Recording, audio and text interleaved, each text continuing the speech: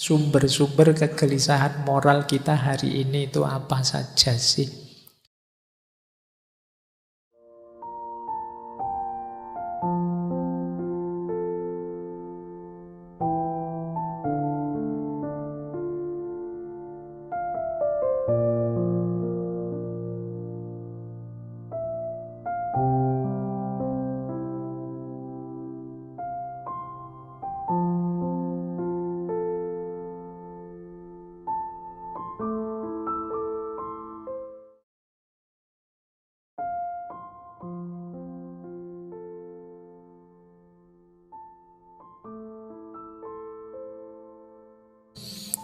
Coba kita tengok sebentar kegelisahan kita ya, berhubungan dengan moral. Saya membeli judul tadi itu kegelisahan moral. Saya ambil sebentar definisi kegelisahan moral itu dari psikoanalisisnya Freud. Jadi kata Freud itu kegelisahan itu situasi ketika ego diancam oleh id dan superego. Bagi teman-teman yang ingin tahu apa itu ego, superego, id, itu boleh nanti mendengarkan rekaman tentang Freud dengan psikoanalisisnya. Jadi diri kita ini ada 3 komponen. Yang pertama bawah sadar, namanya id. Kemudian ada level kesadaran namanya ego, dan ada level di luar diri namanya superego. Jadi di luar diri berarti termasuk moralitas, norma, adat, tatanan yang kita idealkan tapi di luar diri kita. Kalau ego itu yang kita sadari sekarang. Kalau id itu kita tidak menyadarinya, tapi diam-diam dia mengarahkan kita, mengendalikan kita. Ini kalau dibahas panjang, tapi intinya itulah, nanti kalian dengarkan lagi. Saya ingin masuk ke kegelisahan, anxiety. Kata Freud, kegelisahan manusia itu ada 3 jenisnya. Yang pertama realistic anxiety, kegelisahan yang realistis. Jadi biasa itu, normal. Kok tiba-tiba hujan? Waduh, jemuranku. Itu biasa, tidak apa-apa. Jangan, Pak, saya sakit jiwa. Jangan-jangan, Pak, gelisah karena jemuran kena hujan. Ya biasa itu, masuk akal. Normal, tidak apa-apa. Oke, itu namanya realistic anxiety. Kalian orang normal pasti punya banyak ketakutan, kegelisahan. Tapi nanti ada kegelisahan jenis kedua ini yang malam hari ini akan sedikit kita ulas. Namanya adalah moral anxiety, kegelisahan moral. Kegelisahan moral ini ketika terjadi tabrakan antara ego dengan superego, antara tatanan di luar dengan kenyataan diri kita. Seperti tadi loh, misalnya saya tadi bilang hidup itu harus penyayang, peduli masa depan, punya prioritas. Begitu teman-teman merasa, saya kok tidak bisa ya Pak, hidup dengan tertib, punya prioritas seperti itu. Nah kalian gelisah. Atau di tengah masyarakat ada aturan apa, kalian tidak bisa memenuhinya. Kalian terus gelisah. Saya kok tidak bisa ya jadi orang dermawan. Mau sodakoh nyumbang bencana Cianjur saja berat sekali, maju mundur. Akhirnya tidak jadi. Terus akalnya menjustifikasi, tidak apa-apa, sudah yang lain yang nyumbang banyak, tenang saja. Ada tidak yang begitu? Ada mestinya ya. Oke. Ini namanya kegelisahan moral. Terus kamu menyalah-nyalahkan dirimu sendiri. Aku ini kok pelit ya, aku ini kok tidak dermawan ya, aku ini. Ini namanya kegelisahan moral. Sumbernya banyak, nanti kita lacak sumber-sumbernya. Nah, dan yang terakhir kalau ini kebalikannya, neurotic anxiety. Kalau ini perlu mungkin pendampingan ahli jiwa. Kegelisahan yang sifatnya tabrakan antara ego dengan id. Jadi ini orang tidak bisa ngontrol dirinya lagi, dikendalikan sepenuhnya oleh bawah sadarnya. Kalau ini mungkin kita agak perlu pendampingan ahli jiwa. Kalau yang realistik masih normal, moral anxiety juga masih normal, asal tidak berlebih-lebihan. Jadi malam hari ini kita bahas yang moral ya, yang kegelisahan moral kita, yang kadang-kadang kita itu menyalahkan diri kita sendiri karena tidak sesuai dengan ideal moral yang berjalan di sekeliling kita. Pak, saya itu ngaji filsafat sudah bertahun-tahun loh Pak, saya kok gini-gini aja ya. Saya itu apa memang tidak pinter ya Pak, atau apa. Itu kan kegelisahan moral namanya. Oke. Baik, kita lihat ya akar-akar kegelisahan moral hari ini. Saya tidak akan bilang kalian punya kegelisahan moral apa, tapi secara umum sumber-sumber kegelisahan moral kita hari ini itu apa saja sih? Ini ada beberapa hasil kontemplasi tentang situasi kita hari ini. Ini jadi bahan ya, itu setiap poin itu bisa didiskusikan satu kali seminar, itu masih panjang. Ini saya menginventarisir saja. Kita tengok ya, nanti boleh kalau ada yang ingin menanggapi problem-problem yang saya sebut ini. Yang pertama, situasi belief, kepercayaan, religiositas, dan lain sebagainya mulai banyak di kalangan kita perilaku-perilaku eksklusif. Ini mulai sering jadi sumber kegelisahan. Jadi eksklusif itu bahasa Arabnya jamid, jumud, kaku, macet, mandek. Jadi ada artikel yang kemarin saya baca yang bilang bahwa Indonesia itu sekarang growing intolerance. Mulai tumbuh, mulai besar perilaku-perilaku intoleran. Ini bagian dari kegelisahan. Jadi sistem, kalau istilahnya seorang filosof muslim yang namanya Abid Al-Jabiri, situasi dunia Islam hari ini itu situasi akidah yang eksklusif. Jadi merasa pandangannya adalah yang paling benar. Tidak bisa membedakan antara agama dengan pemikiran keagamaan. Ini katanya Abid Al-Jabiri tadi. Jadi orang sulit membedakan ini Al-Quran. Kalau Al-Quran pasti benar. Kalau ini pemahamanku terhadap Al-Quran bisa saja keliru. Wong aku manusia. Nah, orang susah membedakan ini. Seolah-olah pemahamanku terhadap Al-Quran itu levelnya sama kayak Qurannya. Tidak boleh disalahkan. Nah, ini mengundang kegelisahan-kegelisahan. Wong ulama zaman dulu saja itu kalau sudah mengeluarkan pikiran-pikiran luar biasa selalu mengakhirinya dengan wallahu a'lam bissawab.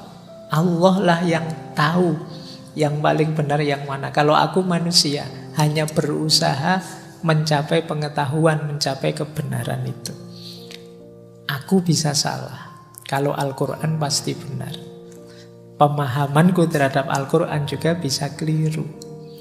Kesadaran ini sulit dimiliki hari ini ya. Orang mungkin karena pengaruh medsos dan lain-lain, nanti kita lihat, membuat terus situasinya jadi jamit tadi, kaku.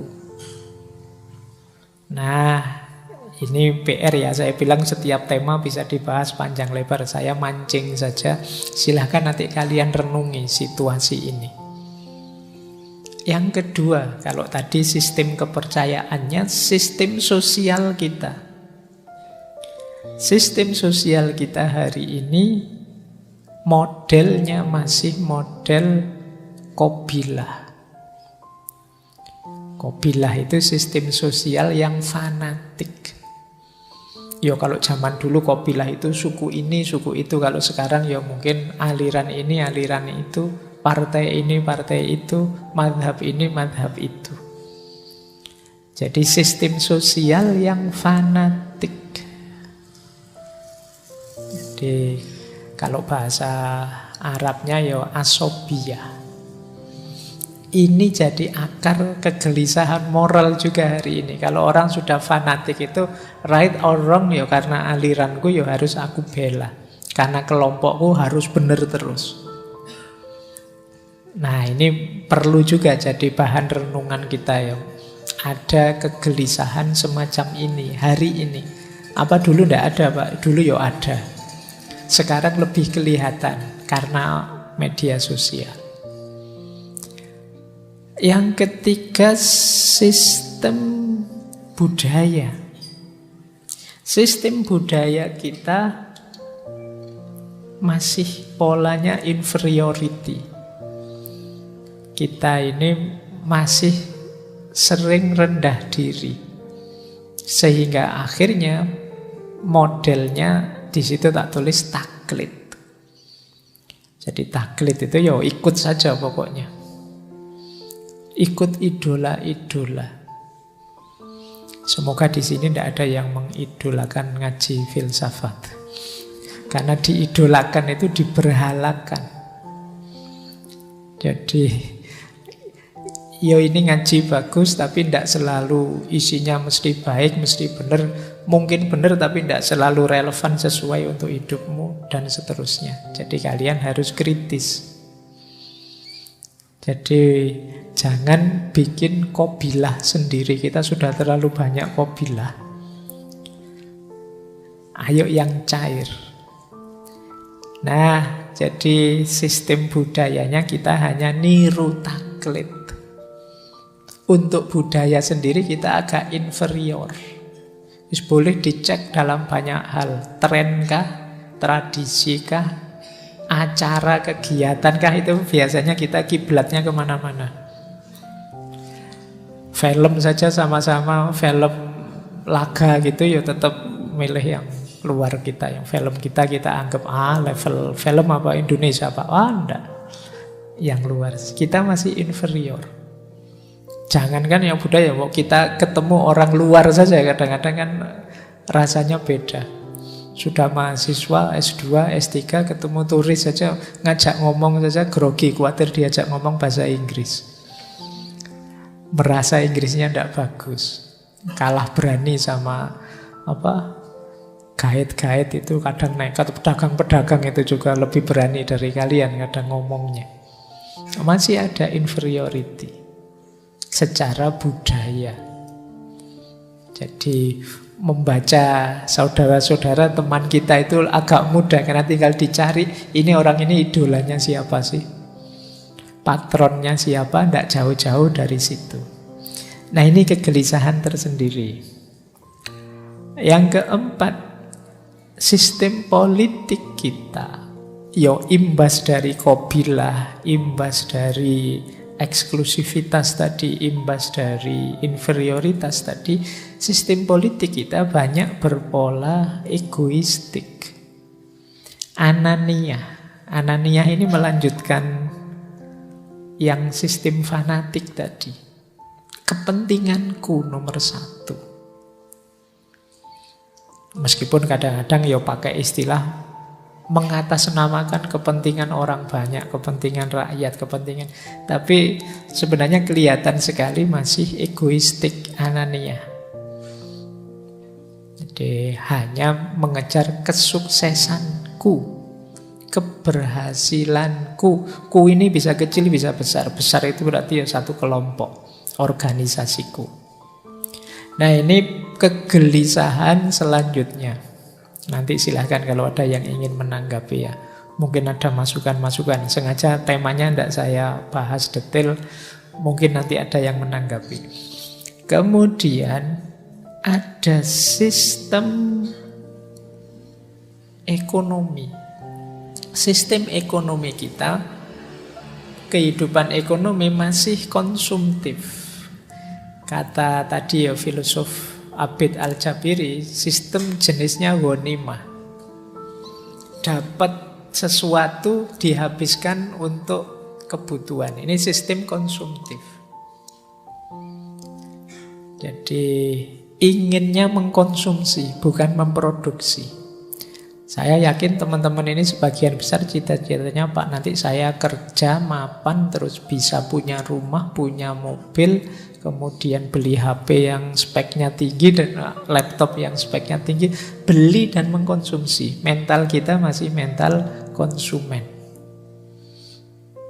Ini PR juga. Jadi ada enggak di sini yang bercita-cita produksi? Pak, saya ingin gimana nanti sukses bikin HP sendiri, kemudian kalau ada yang begitu bagus. Tapi kita ini konsumen. Konsumen itu mau tidak mau dia akan disetir oleh produsen. Jadi wong yo kalian Twitter error sehari saja kan heboh. Kalian tidak mikir, mbok ya kapan ya kita bisa program bikin sendiri selevel Twitter versi kita? Enggak. Kita ini konsumen, jadi diblokir sehari atau error sehari kita pontang-panting sudah. Nah, ini secara ekonomi kita begitu. Kita ingin kerja dan menghabiskannya untuk kebutuhan kita saja. Seperti sistem ghanimah. Ghanimah itu makna literalnya rampasan perang. Jadi kehidupan suku zaman dulu itu ya diperoleh antara lain dengan menyerang suku yang lain. Kalau suku yang lain kalah dapat rampasan banyak. Rampasannya dibagi-bagi rata, kemudian dinikmati. Kalau sudah habis, yo nyari suku yang lain untuk ditaklukkan lagi.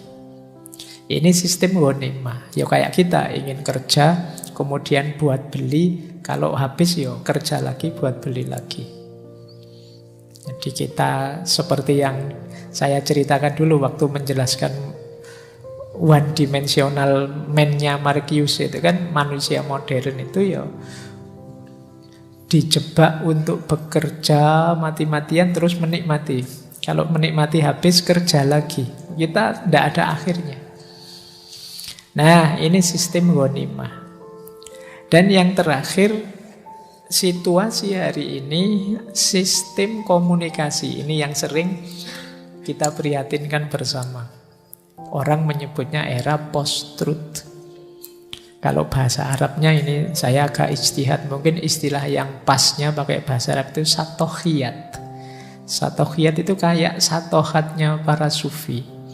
Ya satohatnya para sufi mending dia karena kedekatan dengan Allah, asiknya dekat dengan Allah. Kalau kita ngelantur karena asiknya kita main HP. Ngomongnya tidak jelas, tidak kontrol dan lain sebagainya. Banyak hal tidak penting terus dipentingkan dan lain sebagainya. Ini sistem komunikasi yang satohiyat. Orang menyebutnya post-truth. Nah, ini akar-akar tadi ya, kegelisahan moral. Ini mengepungmu di sekelilingmu. Saya tidak tahu kalian level kesadaranmu di mana, tapi bagi orang yang punya kesadaran kritis, 6 hal ini menggelisahkan. Kecuali orang yang kesadarannya deterministik. Apa hidup ini dijalani saja, ngapain ruwet-ruwet mikir begitu. Atau yang punya kesadaran naif. Kesadaran naif itu orang yang saya tahu sih Pak ada masalah, tapi yo so what gitu loh. Biar sajalah masalah, biar masalah. Silahkan yang ahlinya menyelesaikan, saya yo menikmati saja. Ini orang naif. Nah, kalian ada di mana, ingin berkontribusi apa terhadap problem-problem ini, silahkan kalian pertimbangkan.